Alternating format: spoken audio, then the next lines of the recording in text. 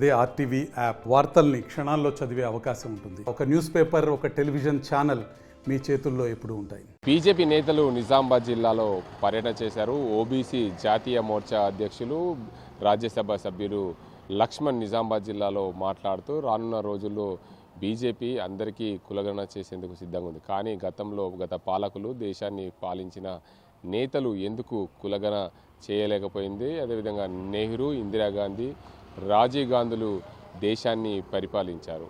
బాబాసాహెబ్ అంబేద్కర్ రచించిన ఏదైతే భారత రాజ్యాంగం ఉందో ఆ రాజ్యాంగంలో కులాలకు అతీతంగా రిజర్వేషన్లు ఇవ్వాలని ఎక్కడా చెప్పలేదు. మీకు ఏదైనా రిజర్వేషన్లు కావాలంటే కార్పొరేషన్లు పెట్టుకొని వారిని ఆర్థిక అభివృద్ధి చెంది దిశగా చూడాలి అనే అంశాన్ని తెరపైకి తెచ్చారు. ఏదైతే గతంలో బీజేపీ పార్టీకి సంబంధించిన బీహార్లో కులగణన చేసింది, చట్టం చేసింది, పార్లమెంట్లో అనూహ్యంగా కొట్టేసింది. కానీ మేము నిబద్ధతతో కులగణన చేసాం, ఎక్కడ కూడా ఇబ్బందులు లేకుండా చేసాం. తెలంగాణ రాష్ట్రంలో కులగణన చేసింది, తప్పుల తడకగతి చేసింది. బీసీలు ఏదైతే ముస్లింలను బీసీలో 10% కలపడమైంది. 90% ఏదైతే 190% మంది రిజర్వేషన్లు ముస్లింలు పొందితే ఎలా మిగతా కులాల పరిస్థితి ఏంటి అని నిజామాబాద్ జిల్లాలో మీడియాతో మాట్లాడుతూ ఓబీసీ జాతీయ మోర్చా అధ్యక్షులు, రాజ్యసభ సభ్యులు లక్ష్మణ్ ఏమన్నారు పూర్తిగా తెలుసుకుందాం. దృష్టి మళ్లించడానికి ఇవాళ అవాకులు చెవాకులు పేలుతూ నిరుద్యోగులేమో జాబ్ క్యాలెండర్ ప్రకటిస్తా అని చెప్పి హామీ ఇచ్చారు. ఇప్పుడు జాబ్ క్యాలెండర్ వదిలేసి ఒక రాజకీయ క్యాలెండర్ ప్రకటిస్తున్నాడు. ప్రతి 3 నెలలకు ఒక ఎజెండా, ఒక 3 నెలలు హైడ్రా పేరు మీద ఆ రకంగా ఆయన పూట గడుపుకున్నాడు.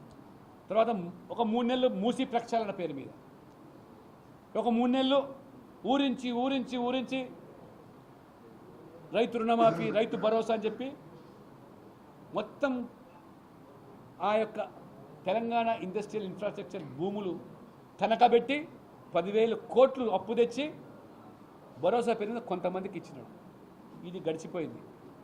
ఇప్పుడు మళ్ళీ కొత్తగా కులగణన తెర మీద తీసుకొచ్చి కులాల మధ్యలో పంచాయతీ పెట్టి నువ్వు ఎక్కువ నేను తక్కువ అని మొత్తమే ఇవాళ బీసీలకు 51% ఉన్నదాన్ని 46% చూపించి మీ ఓట్ల కోసం, ఓట్ల కక్కుర్తి కోసం ఇవాళ ఈ రాష్ట్రంలో 12% మైనార్టీలు ఉంటే 10% బీసీలని, కొత్తగా ముస్లిం బీసీలని తెర మీద తీసుకొచ్చి డాక్టర్ బాబాసాహెబ్ అంబేద్కర్ రాజ్యాంగంలో మతపరమైన రిజర్వేషన్ తావు లేదని, మైనార్టీలకు మీరు రాయితీలు ఇవ్వాలంటే మైనార్టీ కార్పొరేషన్లు, మైనార్టీ కమిషన్ల ద్వారా రాయితీలు ఇచ్చుకోండి, వాళ్ళకి ఆర్థిక సాయం చేయండి, ఉపాధి కల్పించండి అని చెప్పారు. కానీ రిజర్వేషన్ చెల్లవని చెప్పారు.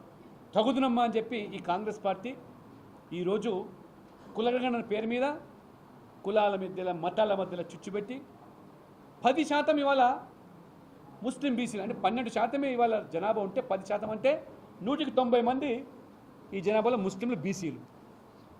ఆనాడు రాహుల్ గాంధీ వచ్చి ఈ కులగణన తెలంగాణ రోల్ మోడల్ దేశానికి అన్నాడు. అంటే రోల్ మోడల్ అంటే చాలా సైంటిఫిక్గా ఇంటింటికి తిరిగి కులాల వారీగా గణాంకాలు సేకరించి వాళ్ళ ఆర్థిక స్థితిగతులు, సామాజిక వెనుకబాటుతనాన్ని పరిగణలో తీసుకొని ఆ రకంగా గణాంక వివరాలు వాళ్ళు ప్రకటిస్తారంటే కేవలం ఇవాళ ముస్లింల కోసం మాత్రమే ఈ కులగణన చేపట్టి రాహుల్ గాంధీ చెప్పే రోల్ మోడల్. అంటే దేశమంతా కూడా ఇదే విధంగా ముస్లింలందరినీ కూడా బీసీలో చేర్పించి బీసీలో పొట్టగొట్టడమే మీ రోల్ మోడలా, బీసీల హక్కులను హరింపజేయడమే మీ రోల్ మోడలా అని రాహుల్ గాంధీ నేను ప్రశ్నిస్తూ ఉన్నాను. బీసీలకు చెందాల్సిన రిజర్వేషన్లకు అప్పనంగా వాళ్లకు అప్పచెప్పడానికే ఈ కులగణన రోల్ మోడల్ అని ప్రశ్నిస్తూ ఉన్నాను. ఆ రకంగా ఈయన రాజకీయ క్యాలెండర్ ఇది. నువ్వు ఇచ్చిన హామీలు ఏమైనా అడిగితే మోదీ గారి కులం బీసీ కాదు, ముస్లింలు 10%, బీసీలు, హిందూ జనాభా తగ్గించి, అంటే నీకు రాష్ట్ర జనాభా ఎంతో లేనటువంటి అవగాహన లేని ముఖ్యమంత్రి ఇవాళ మనం చూస్తున్నాం. పొద్దులేస్తే 4 కోట్ల జనాభా అని చెప్పి ఊదరగొట్టి ఉపన్యాసం ఇచ్చే నీవు మొన్న 3,60,00,000 అని చెప్పి నీవు ఇప్పుడు మళ్ళీ మేము తప్పును సరిదిద్దుకుంటాం, రీసర్వే చేస్తాం, మీరు నమోదు చేసుకోండి అని చెప్పి కొత్త కొని రకం. మీకు చిత్తశుద్ధి లేదు కులగణన మీద. కర్ణాటకలో సిద్ధిరామయ్య గతంలో 300 కోట్లు ఖర్చు పెట్టి సర్వే చేసి సెన్సర్ చేసి విషయాలు బయటకు వచ్చిన తర్వాత పార్టీలో ఒత్తిడి పెరిగి అయ్యా ఇవన్నీ బయట పెడితే మన పుట్టగతులు ఉండవు, మన నాయకులందరూ కూడా అడవిపాలు అయిపోతారు, ప్రచురించొద్దంటే దాన్ని పక్కన పెట్టి 300 కోట్లు ప్రజాధనం.